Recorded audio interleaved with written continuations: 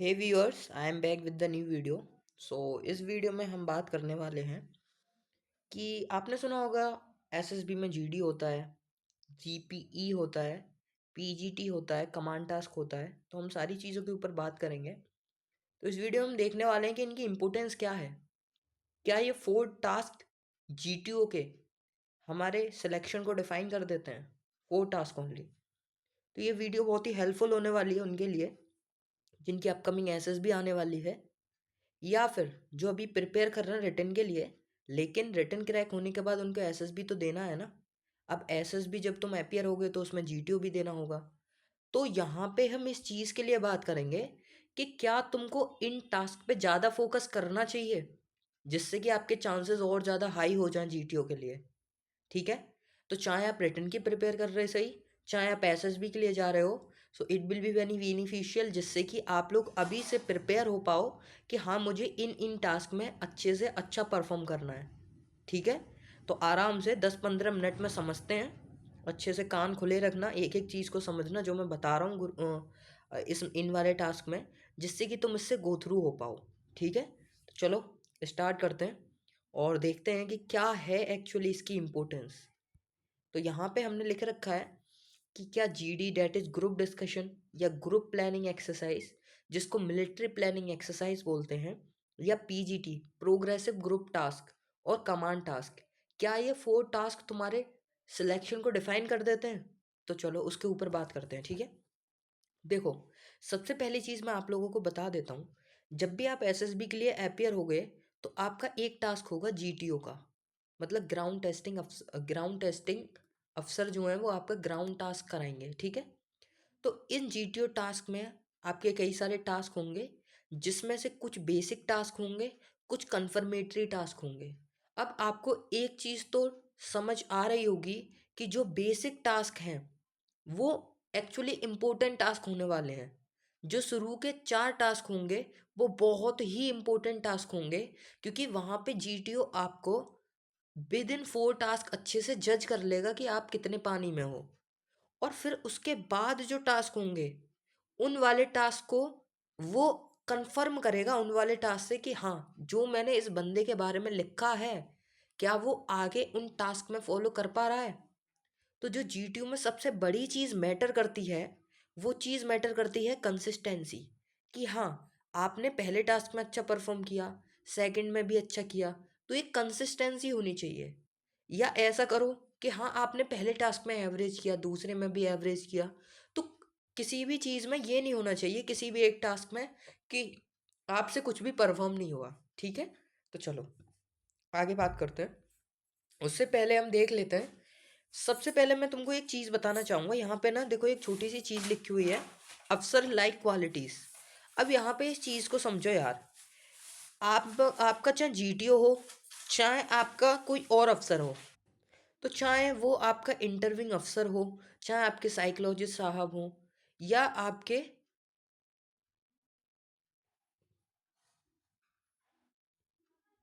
वरना तुम कुछ लोग लिख दोगे भैया साइकोलॉजिस्ट की स्पेलिंग आप गलत लिखने वाले थे, है ना। कोई बात नहीं। तो चाहे साइकोलॉजिस्ट हो, चाहे आपके जीटीओ साहब हो, सारे के सारे आप में ये 15 OLQs देख रहे हैं।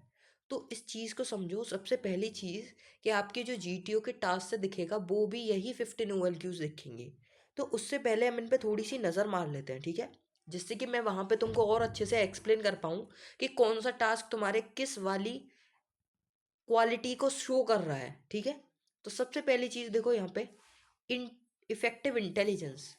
आप कितना आप कितने इंटेलिजेंट हो, आपकी आपकी बुद्धिमत्ता कितनी है, आपकी बुद्धि कितनी है।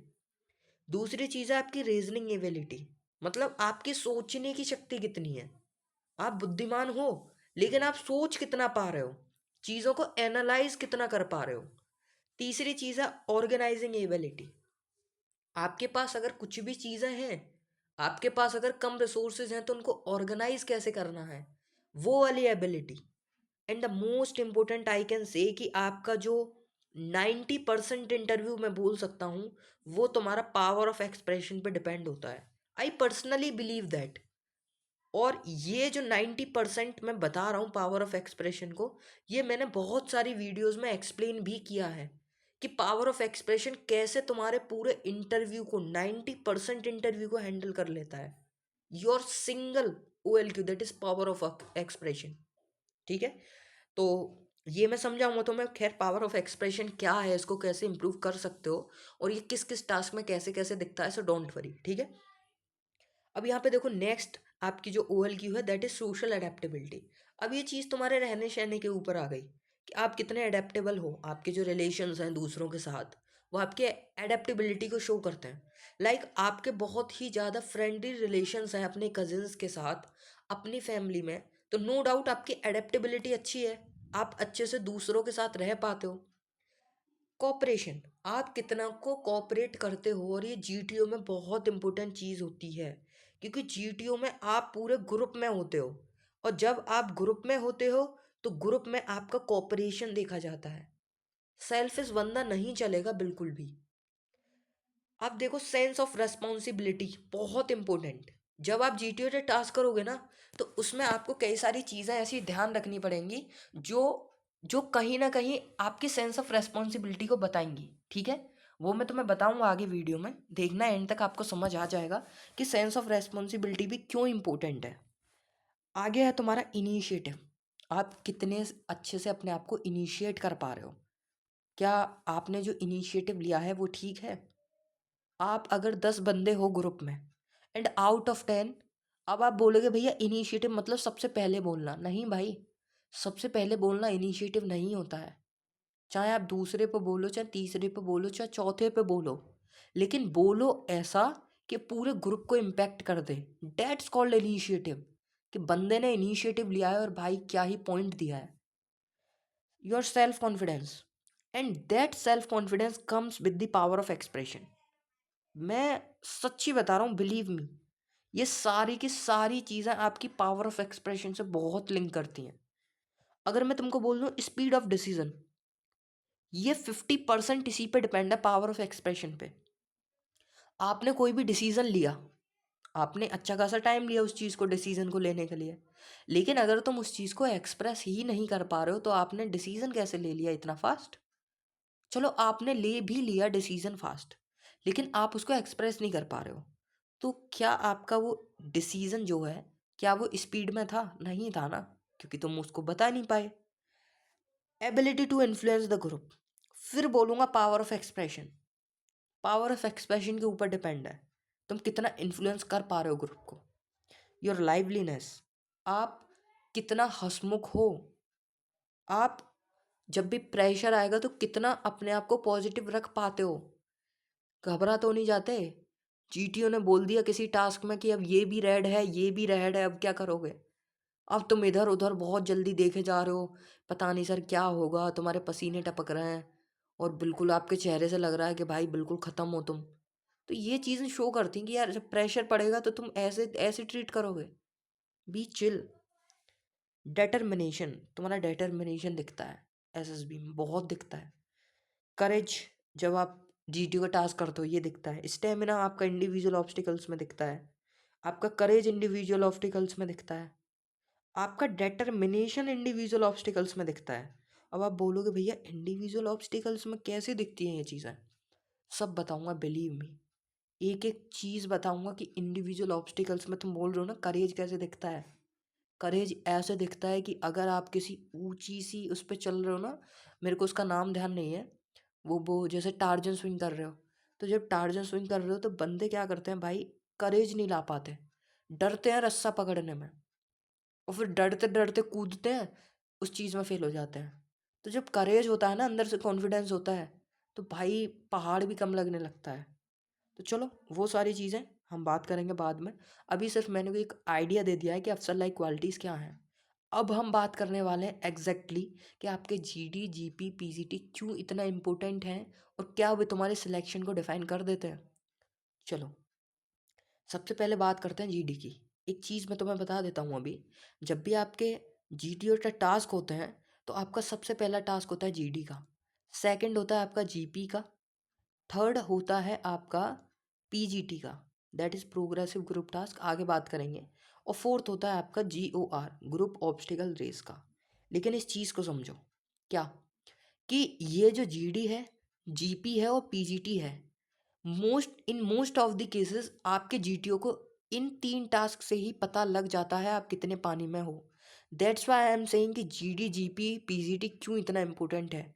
अगर आपने शुरू के टास्क में अच्छा परफॉर्म नहीं किया और आपने एंड के टास्क में परफॉर्म कर दिया, then it is of no use, क्योंकि उसने पहले ही अपने मन में आपके लिए ये इमेज बना रखी है कि इस बंदे ने पिछले टास्क में कुछ भी अच्छा परफॉर्म नहीं किया, and I am not going to recommend him. That's all. तो that's why I am saying to focus on the group discussion, PGT and all those things which I am saying. ठीक है, बहुत ही अच्छी चीज़ बता रहा हूँ, एंड तक सुनना, एक एक पॉइंट आपको समझ में आएगा। ठीक है, अब देखो ग्रुप डिस्कशन में क्या होता है। ग्रुप डिस्कशन में आपके 2 टॉपिक्स होते हैं। एक टॉपिक आपको वो जियो पॉलिटिक्स पे देंगे, इंटरनेशनल रिलेशन से रिलेटेड देंगे, वर्ल्ड अफेयर से रिलेटेड देंगे, मीन्स टू से कि करंट अफेयर्स आपका पूरा इंक्लूड हो जाएगा। और वो जो पहला टॉपिक देंगे, वो आपको 2 टॉपिक देंगे, और उन 2 टॉपिक में से आपको कंसल्ट करके, आपको दूसरों से कंसल्ट करके वो चीज़ के लिए, उसके लिए एक एक एक जो टॉपिक है वो सिलेक्ट कर लेना आउट ऑफ 2। ठीक है, अब एक सिलेक्ट करने के बाद आप लोगों का 15 to 20 मिनट डिस्कशन होगा। देन आपका सेकंड टॉपिक दिया जाएगा, बहुत ही जनरल टॉपिक, लाइक एजुकेशन के ऊपर दे दिया, अपनी कंट्री की, मतलब कैसे किसी चीज़ को इम्प्रूव कर सकते हैं, पुअर्स का कैसे भला कर सकते हैं।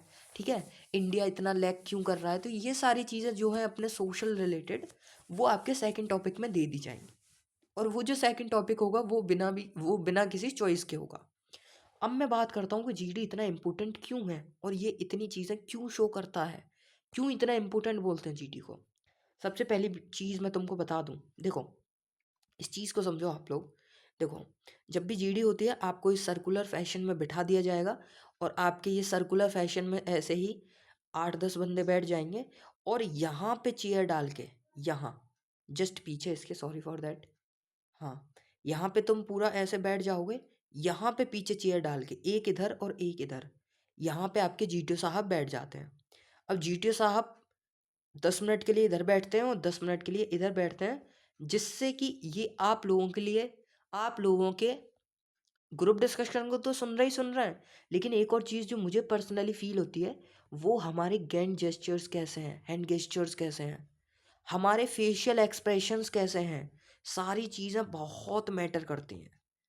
ठीक है, आप किस तरीके से अपनी बातों को बोल रहे हैं बंदों के सामने, क्या आपका फेस एग्रेसिव दिख रहा है, तो ये इधर से इस वाले बंदे का तो नहीं देख सकते ना, जब वो इधर आएंगे तभी तो देख पाएंगे। तो ये सारी चीज़ें, बहुत छोटी छोटी चीज़ें मैटर करती हैं, पता है, ये मुझे पर्सनली फील होता है। ये चीज़ें पता है ऐसे वो, मतलब इधर उधर चेंज करते हैं, तो वो सारे डायमेंशन से हमको चेक करते हैं। अब देखो, जब आपका GD होता है, जब आप डिस्कशन कर रहे होते हो, तो आपकी कई सारी क्वालिटीज़ उन्हें पहली ही GD में, दूसरी GD में दिख जाती हैं विद इन 1 टास्क। देखो मैं बताता हूँ कौन कौन सी। यहाँ पे देखो, जब आप किसी एक पॉइंट को बोलते हो तो आप कितने रीजनेबल हो, क्या जो आपने पॉइंट बोला, क्या वो रीजनेबल है, क्या वो दूसरों की समझ में है कि हाँ यार बंदा सही बोल रहा है, कुछ भी फालतू का नहीं बोला। एक चीज का ध्यान रखना, GD is not something like you have to participate only, no. GD does not mean only participation. GD means contribution. And what is mean by contribution is to give fruitful something. जो चीज सच में अच्छी है, जो चीज में, जिस चीज में थोड़ी स्ट्रेंथ है, जिसको सुन के बंदे, यार कि हाँ बंदे ने क्या पॉइंट बोला, GTO के भी कान खड़े हो जाएं। तो ऐसे पॉइंट को जब तुम बोलते हो, वो तुम्हारी रीजनिंग एबिलिटी से निकलता है। तो अगर तुमने कोई 1-2 पॉइंट अच्छे बोल दिए ऐसे, उसको साफ क्लियर समझ में आ गया, बंदे की रीजनिंग एबिलिटी सुपर है, क्लियर कर देगा रीजनिंग एबिलिटी में। ऑर्गेनाइजिंग एबिलिटी कैसे, जैसे जब आप दूसरों के पॉइंट सुनोगे, फिर आप अपने पॉइंट बताओगे, तो वो बंदा ये देखेगा कि आपने पिछले वाले पॉइंट के बाद इस वाले पॉइंट को कैसे ऑर्गेनाइज किया। आप जब अपना बोलना स्टार्ट करते हो ना, तो वो उस चीज़ को देखता है कि आपने ऑर्गेनाइज कैसे किया है अपने सेंटेंस को, अपनी चीज़ों को, एक फ्लो में है, क्या चीज़ें स्टेप बाय स्टेप आपने बोली हैं, पहले ये उसके बाद ये उसके बाद ये। तीसरी चीज़, तुम्हारी पावर ऑफ एक्सप्रेशन जीडी में बहुत अच्छे से दिख जाती है। तुम अपने आप को कितने अच्छे से एक्सप्रेस कर पाते हो, that's seen in the GD. दूसरा, एडेप्टेबिलिटी, आप दूसरों को कितना सुन रहे हो। ये तो नहीं सेल्फिश होते जा रहे हो, बस अपने ही बोलते जा रहे हो, बोले जा रहे हो। तो ये सारी चीज़ें। तीसरी, आपकी कॉपरेशन, ये जो एंड लास्ट वाली है, कॉपरेशन। अब इस चीज़ को समझो, कोई बंदा आपसे कुछ बोल रहा है या कोई बंदा ग्रुप में कंट्रीब्यूशन दे रहा है, तो आपको उसको क्या करना है, आपको उसको अपलॉड करना है, प्रेज करना है कि हाँ gentleman, you you recently said that and that is true. I also believed that. जो भी आपने बोला बिल्कुल मैं सही मानता हूँ, बट मेरे को लगता है कि ये चीज़ें और होनी चाहिए थी, या फिर ये चीज़ें थी। तो दिस सोज कॉपरेशन। यार बंदा कोऑपरेटिव है, दूसरों को सुन रहा है भाई। हाँ, अपने पॉइंट बोल रहा है, उसके मन में जो आ रहा है वो बोल रहा है, but he is showing cooperation. Second, ये लास्ट वाली देखो, सेंस ऑफ रेस्पॉन्सिबिलिटी। अब ये सेंस ऑफ रेस्पॉन्सिबिलिटी भी दिखती है। उन्होंने आपको कुछ इंस्ट्रक्शंस दिया, आप उनको फॉलो कर रहे हो नहीं कर रहे, कि बंदे बोलते जा रहे हैं बोलते जा रहे हैं, तुम भी उनके बीच में घुस के बोले जा रहे हो बोले जा रहे हो। तो सेंस ऑफ रेस्पॉन्सिबिलिटी नहीं है। जब दूसरा बंदा चुप हो जाए तभी बोलना। जब सारे लोग शुरू में स्टार्ट होता ना, पूरे 7-8 लोग एक साथ बोल पड़ते हैं, मैं कभी नहीं बोलता शुरू में। जब 1-2 बंदे बोल लेते हैं उसके बाद बोलता हूँ मैं। फिर आपका इनिशिएटिव, आप कितना अच्छे से बोल पा रहे हो खुद को, मतलब एक तरीके से मान लो इनिशिएटिव डज नॉट मीन, मैं पहले ही बता चुका हूँ, कि कुछ भी बोलना शुरू में। कुछ भी बोलना नहीं होता है भाई, कुछ अच्छा बोलना होता है इनिशिएटिव। फिर है आपका सेल्फ कॉन्फिडेंस। आपके फेशियल एक्सप्रेशन आपका सेल्फ कॉन्फिडेंस दिखा देते हैं। आप कितने कॉन्फिडेंट हो अपने ग्रुप डिस्कशन में, वो सारी चीज़ें दिखती हैं। आप अपने ग्रुप को कितना इन्फ्लुएंस कर पा रहे हो। यार अगर आपका पावर से एक्सप्रेशन अच्छा होगा, तो क्या आप अपने आप को ग्रुप को नहीं दिखा पाओगे। और जब ग्रुप आपको समझ पाएगा तो कहीं कहीं इन्फ्लुएंस भी हो पाएगा, कि हाँ यार बंदा ये पॉइंट सही बोल रहा है और हमें इस चीज़ से एग्री करना चाहिए। जो बंदे तुम्हारे कुछ फेवर में आ जाएंगे, फिर वो बोल लगेंगे exactly gentleman, you rightly said that and we can also say that. तो वो उसमें पॉइंट ऐड करेगा। आपका करेज, स्टेमिना, ये तो चलो इंडिविजुअल ऑब्स्टिकल्स में दिखता है। तो नाउ यू कैन सी कि जीडी कितना इंपॉर्टेंट हो जाता है। तो आपको जब वो 40 मिनट्स, 20 मिनट्स आपको देख रहे हैं, यार 40 मिनट में इंसान तुम्हें, 40 मिनट तो छोड़ो, वो आपके शुरू के 10 मिनट के जीडी और जो दूसरा जीडी होता है उसका 10 मिनट, विद इन 20 मिनट्स वो आपको जज कर लेते हैं।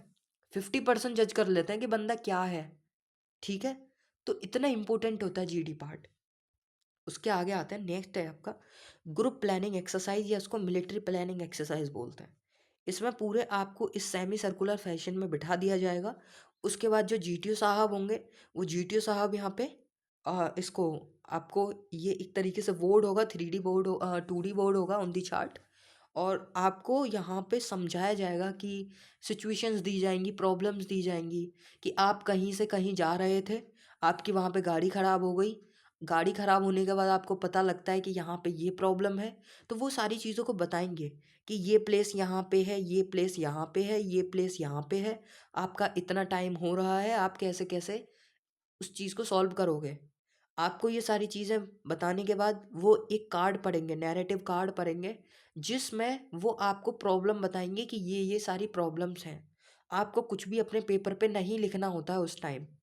ठीक है, उसके बाद आपको वो 5 मिनट के लिए उस कार्ड को देंगे, सब में डिस्ट्रीब्यूट होगा, जिससे कि आप उस कार्ड को पढ़ पाओ।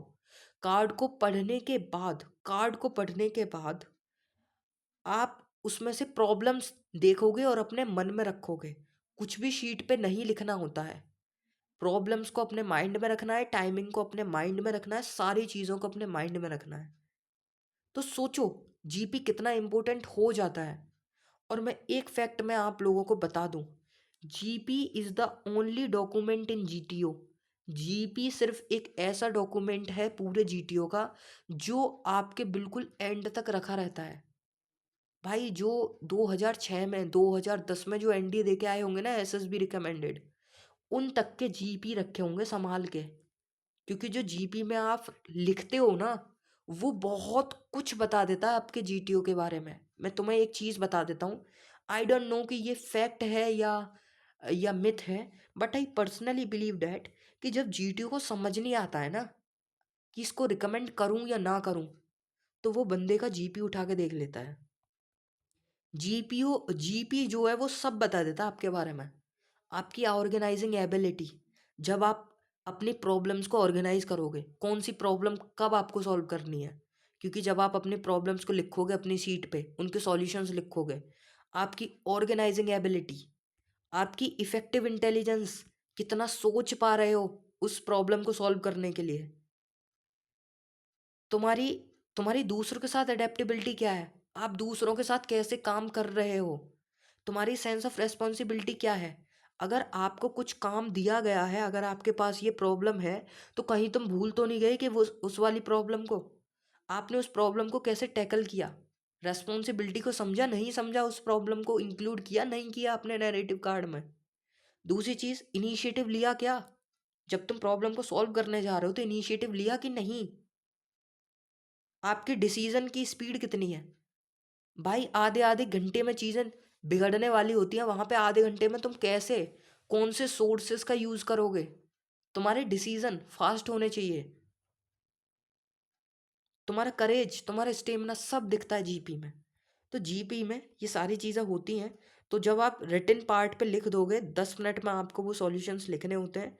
डोंट वरी, मैं तुम्हें ना पूरा एक्सप्लेन कर दूंगा कि जीपी को लिखा कैसे जाता है, ठीक है। और उसके साथ साथ कुछ टिप्स भी बताऊंगा कि अगर आपको, अगर जैसे उधर कुछ ये प्रॉब्लम हो जाए, तो ये सारी चीज़ें नॉर्मली एक इंसान करता है, तो आप लोग भी ये कर सकते हो, क्योंकि आपको लॉजिकल रहना होता है। सो डोंट वरी, मैं वहाँ पे आपके लिए ना बता दूंगा जीपी में क्या क्या करना होता है।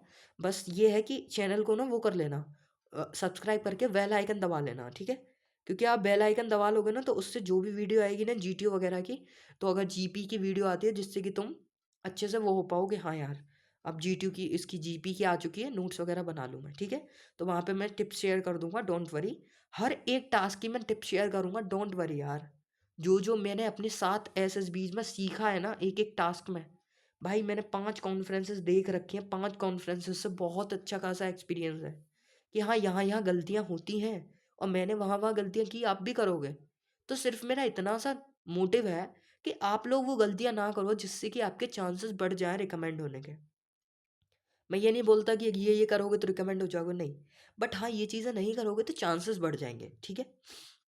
तो जीपी के बाद आते हैं आपका पीजीटी। अब पीजीटी इतना इम्पोर्टेंट क्यों हो जाता है, उन दोनों से जीटीओ को एक फेयर आइडिया मिल चुका है कि अब इस बंदे को रिकमेंड करना है या नहीं करना। अब प्रोग्रेसिव ग्रुप टास्क में ये आपकी बल्ली और ये फट्टा और ये सब, यहाँ पे ना ग्रुप में ये देखा जाता है कि बंदा अपने रूल्स को ध्यान में रख रहा है या नहीं रख रहा। मुझे ये चीज़ बहुत फील होती है। वो बंदा ये देखता है कि जो मैंने इनको इंस्ट्रक्शंस दिए हैं, कौन कौन बंदा मेरे रूल्स फॉलो कर रहा है, कौन कौन बंदा दूसरों के साथ कोऑपरेशन दिखा रहा है कि भाई इस तरीके से इसको कर लो और हम वहाँ से वहाँ पहुँच जाएंगे। तो ये कोऑपरेशन वाली चीज़ें दिख जाती हैं। लाइक मैं क्या करता हूँ, अगर कोई बंदा अपना आइडिया दे रहा है कि इस तरीके से, मैं उसको अप्रिशिएट करता हूँ कि exactly gentleman, we can go by that way. बहुत अच्छे भाई, उस बंदे को हाईलाइट करोगे, हाँ इसने दिया है, बहुत अच्छे भाई। तो ये अप्रिशिएट दिखना चाहिए कि तुम अपने बंदे के साथ कोऑपरेटिव हो। ये जरूरी नहीं है कि तुम आइडिया दो, ये जरूरी है कि जो तुम्हारा बंदा आइडिया दे रहा है तुम उसको कितना कोऑपरेट कर रहे हो या नहीं। क्योंकि ये जो पूरा टास्क है वो ग्रुप का टास्क है, नॉट इंडिविजुअल। मैंने ऐसे ऐसे बंदे रिकमेंड होते हुए देखे हैं, बिलीव मी, जो मैं बताने वाला हूँ। प्रोग्रेसिव ग्रुप टास्क में पीछे के पीछे खड़े थे, पीछे के पीछे खड़े रहे थे। सोचो अब, आगे बंदे अपने आइडिया लगाते गए, वो बंदे सिर्फ पीछे खड़े थे। हो सकता है उनकी और चीज़ अच्छी हो, पर देखो वहाँ पे भी एक चीज़ है, अगर उन बंदों को लग रहा है कि दूसरे बंदे ने आइडिया दे दिया, ठीक है भाई, अच्छी बात है। अगर आपके पास कोई आइडिया आ रहा है तो दे दो, उनको बता दो कि gentleman by this way, like by touching the blue part below that blue part by this बल्ली, और वी कैन गो देयर फलाना ढमका, ये सारी चीज़ें एज यू नो। तो प्रोग्रेसिव ग्रुप टास्क में ये सारी चीज़ें भी दिख जाती हैं। तो ये भी इम्पोर्टेंट हो जाता है, क्योंकि वहाँ पे आपको 4 लेवल्स पार करने होते हैं, ठीक है। 1 2 3 4 करके हार्डनेस बढ़ती जाती है, तो वो सारी चीज़ें आगे आते हैं। क्या कहान टास्क बहुत इंपॉर्टेंट है, आई कैन से कि अगर आपको कंफर्म करना है ना, अगर आपको कंफर्म करना है उनको, तो वो आपके कमांड टास्क के सब कंफर्म कर लेते हैं। यहाँ पे देखो इस बंदे को लोड दिया गया है, ये जो बंदा है, ये जो बंदा है इसने लोड को होल्ड कर रखा है, ये इसकी रेस्पॉन्सिबिलिटी है। कभी कभी हम गलतियां क्या करते हैं, हमको ये लोड दे दिया जाता है लेकिन हम भूल जाते हैं लोड को। लाइक अभी हुआ, अभी जहाँ से मैं रिकमेंड हुआ ना एनडीए में, अभी अभी वहाँ पे हम लोग अपना लोड भूल गए थे। रेस्पॉन्सिबिलिटी देखो, वहाँ पे ये जीटीओ साहब बैठे हुए हैं सारे, यहाँ पे तुम आप परफॉर्म कर रहे हो, तो क्या चीज़ है कि आपके दो सबॉर्डिनेट्स बनाए जाते हैं, ये आपके मेन बंदे हैं। तो यहाँ पे कमांड टास्क में बंदा बहुत गलतियाँ करता है, लाइक कि चीज़ों को भूल जाएगा, रूल्स को ध्यान नहीं रखेगा, बहुत ज़्यादा हड़बड़ा जाएगा, क्योंकि वहाँ पे जीटीओ साहब बोलेंगे कि टाइम जा रहा है, ये वो ये सारी चीज़ें। तो ये चीज़ें मैटर करते हैं कमांड टास्क में, ठीक है। और बाकी मैं वीडियो बना दूंगा कि कमांड टास्क में क्या क्या गलतियाँ होती हैं। बिलीव मी, कमांड टास्क में जितनी गलतियाँ हुई हैं सारी गिनाऊंगा मैं अपनी। इतनी छोटी छोटी मिस्टेक्स की है ना मैंने, और वो मिस्टेक्स तुम करोगे, आई कैन गारंटी यू, बिल्कुल श्योर हूँ मैं, जो जो मैं मिस्टेक्स बताऊंगा वो तुम बिल्कुल करोगे। लेकिन जो मैं अब तुम्हें बता दूंगा तो शायद वो चीज़ें ना करो, क्योंकि एज अ फ्रेशर यार तुम लोग ये गलतियाँ करोगे, बिलीव मी करते हो तुम, ठीक है। तो वो मैं करा दूंगा, डोंट वरी। मैंने थंबनेल भी बना रखा है कि 5 ऐसी गलतियाँ या 10 ऐसी गलतियाँ जो जो मैंने की, मेजर मिस्टेक्स कमांड टास्क में, वो चीज़ें तुम मत करना, ठीक है। तो उसके लिए थंबनेल बन चुका है, वीडियो बना दूंगा मैं। आगे आते हैं भैया, लेक्चरेट का कितना इंपॉर्टेंट रोल है। देखो यार, लेक्चरेट जो है ना, वो भी कई सारी क्वालिटीज़ को शो कर देता है, और ये आई कैन से कि ये भी एक तरीके का कन्फर्मेटरी टास्क है। तो जो शुरू के 3 टास्क थे वो आपके बेसिक हो गए, और ये लेक्चरेट और वो जो है आपका कौन सा वाला टास्क, सॉरी अभी जो हमने बात किया था कमांड टास्क, ये आपके एक तरीके से कन्फर्मेटरी मान लो। इनसे ना जीटीओ आपका 90% श्योर हो जाता है कि इसको मुझे लेना है या नहीं। यहाँ पे देखो आपके जीटीओ साहब बैठे हुए हैं, ये आप बैठे हुए हो, और यहाँ पे आपको सबके सामने अपना परफॉर्म करना होता है। तो देखो लेक्चरेट में ना आपकी ऑर्गेनाइजिंग एबिलिटी दिखती है, आप अपने आप को, आपने जो टॉपिक चूज़ किया है उसको आप कितने तरीके से अपने आप को ऑर्गेनाइज कर पा रहे हो, आपकी रीजनिंग एबिलिटी कितनी है, जो कुछ भी आप बोल रहे हो क्या वो सही बोल रहे हो, आपका सेल्फ कॉन्फिडेंस पूरा दिख जाता है, आपके फेशियल एक्सप्रेशंस, सेल्फ कॉन्फिडेंस, ठीक है, सारी चीज़ें दिखती हैं। आप जो बोल रहे हो, आप जो बोल रहे हो उसमें एक्सप्रेशन है, मतलब एक अच्छा एक्सप्रेशन है, समझ रहे हो, पावर ऑफ एक्सप्रेशन दोबारा आ गया। जो आपका एक्सप्रेशन है उसमें कुछ पावर है, उसमें क्या बंदों को ये लग रहा है कि हाँ यार बंदा बहुत जोश में बोल रहा है। देखो मैं तुम्हें एक चीज़ बता देता हूँ, बिलीव मी, मेरे को घंटा, बोलते हैं ना घंटा, घंटा आता था मेरे को हेरिटेज पे, हेरिटेज आया था मेरे पास, टॉपिक आया था इंडियन हेरिटेज, इंडियन हेरिटेज, और इंडियन हेरिटेज पे मुझे घंटा आता था, बिल्कुल कुछ नहीं आता था मुझे, एक इंडियन हेरिटेज साइट का नाम नहीं पता था। बट बिलीव मी, पूरे 3 मिनट मैंने इतना जोश में बोला था ना, मतलब मेरे को कभी कभी खुद में प्राउड फील होता है इस चीज़ के लिए, कि अगर मेरे पे कंटेंट भी नहीं है ना, तब भी मेरा सेल्फ कॉन्फिडेंस बहुत ऊपर रहता है, क्योंकि जो मेरा मोस्ट इम्पोर्टेंट पार्ट है वो है मेरा पावर ऑफ एक्सप्रेशन। मेरे पास अगर कोई भी चीज़ है ना, मैं बहुत अच्छे से एक्सप्रेस कर पाता हूँ यार। आप लोग भी वीडियो में देख सकते हो कि अगर मैं आपको कुछ चीज़ बता रहा हूँ ना, तो बिल्कुल ओपनली और एक तरीके से एक्सप्रेस एक्सप्रेस जो है ना, जो मेरा एक्सप्रेशन है वो थोड़ा सा क्लियर है। मैं मतलब पूरी अपनी पावर लगाता हूँ किसी भी चीज़ को करने के लिए। तो आप में जोश दिखना चाहिए, आपकी बातों में दिखना चाहिए कि हाँ बंदा कुछ भी बोल रहा है ना तो भाई है कुछ, ही हैज समथिंग। तो वो सारी चीज़ें यहाँ पे लेक्चरेट में दिखती हैं। जब आप लेक्चरेट दे रहे हो आपकी आवाज़ हाई होनी चाहिए, ये नहीं कि मतलब यार as a leader you are going to be arm forces अफसर, बंदा ऐसा तो नहीं होना चाहिए ना लुल्लू टाइप। उसकी वॉइस इतनी तेज़ होनी चाहिए, उसमें होना चाहिए कि अगर वो कुछ बोले तो भाई बंदे उसको सुने, ठीक है। तो ये सारी चीज़ें, तो अगर कोई और दिक्कत होगी तो वो आप मुझसे पूछ लेना। बाकी मैंने आपको बता दिया कि इन टास्क की क्या इंपॉर्टेंस है। और मैं तुम लोगों को एक और चीज़ बता देता हूँ, मैंने ये चीज़ें जीटीओ के ऊपर बना दी हैं, बाकी मेरे एक्सपीरियंस पड़े हुए हैं, ठीक है। यूट्यूब पे मेरे एक्सपीरियंस पड़े हुए हैं, एक प्लेलिस्ट है एस एस बी बाई गर्भित करके, एस एस बी बाई गर्भित, मैंने वहाँ पे एक्सपीरियंस शेयर कर रखा है एक एक टास्क का। लाइक मैंने टिप्स दे रखी हैं स्क्रीनिंग के लिए कि मैं 5 बार स्क्रीनिंग कैसे हुआ, 5 टाइम्स स्क्रीनिंग कैसे हुआ, इवन मैं तीनों टीएस में स्क्रीनिंग हुआ हूँ। टेक्निकल एंट्रीज में बहुत सारी रिपोर्टिंग होती है, उसमें भी मैं इन हुआ हूँ। ठीक है, 250 की रिपोर्टिंग थी, 254 की, और 254 में से 23। तो ये सारी चीज़ें ना स्क्रीनिंग में क्या क्या कैसे कैसे किया, और मेरे जो पूरा एक्सपीरियंस पड़ा हुआ है, जब मैं रिकमेंड हुआ मेरे साथ क्या क्या हुआ, कौन कौन से टास्क में मैंने कैसे कैसे परफॉर्म किया। पूरा मेरा 55 मिनट का इंटरव्यू है, पूरा मैंने अपना दे रखा है एक्सपीरियंस। आराम से किसी दिन जब टाइम मिले तो 1 घंटे का उसको सुनना, आपको बहुत कुछ सीखने को मिलेगा। बिलीव मी, आप मेरे एक्सपीरियंस से बहुत कुछ सीख पाओगे। तो वहाँ पे वीडियोस जो आपको लगें कि हाँ मेरे को ये वीडियो देखनी चाहिए अपने एसएसबी पार्ट के लिए, ठीक है। और बिलीव मी, जो आप रिटन की तैयारी कर रहे हो तो भी कोई दिक्कत नहीं, आपका एसएसबी तो आएगा ना रिटन क्रैक करने के बाद, कभी तो करोगे। तो अभी से उस चीज़ के लिए प्रिपेयर हो ना, तो उन वीडियो को एक बार ज़रूर विजिट कर लेना। मेरे चैनल पे जाना, प्लेलिस्ट है एसएसबी बाई गर्वित, वहाँ पे मैंने कई सारी एसएसबी रिलेटेड वीडियोस बना रखी हैं, तो उनको देख लेना, आपको बहुत कुछ सीखने को मिलेगा। होप सो आज की वीडियो में आप समझ पाए होगे कि lecturette, command task, GD GP इतना इंपॉर्टेंट कैसे हो जाता है, और जीटीओ विद इन 4-5 टास्क कैसे कंफर्म कर लेता है कि हाँ इस बंदे को लेना है। ठीक है, तो चलो, गॉड ब्लेस यू, मिलते हैं नेक्स्ट वीडियो में। बस अपने जो भी फ्रेंड्स हैं ना, आपके जो एसएसबी वाले फ्रेंड्स हैं, उनके साथ जस्ट शेयर कर देना। आई नो यार आप लोग नहीं करते हो, आई नो कि होता है कि बस हाँ वीडियो देख लिया, कोई बात नहीं, बंदे ने एफर्ट्स डाले, और देखो बिलीव मी मैं एफर्ट्स बहुत डालता हूँ यार। ठीक है, तो आई जस्ट वांट कि अगर आप शेयर कर दोगे तो और बंदों में पहुंच जाएंगे, उनका भला हो जाएगा, वो भी समझ पाएंगे कि यार हाँ हाँ इन टास्क पे अच्छा अच्छा परफॉर्म करना चाहिए। तो just that's I want, share कर दो, ठीक है, that's all. So love you all, मिलते हैं नेक्स्ट वीडियो में। जय हिंद, जय भारत।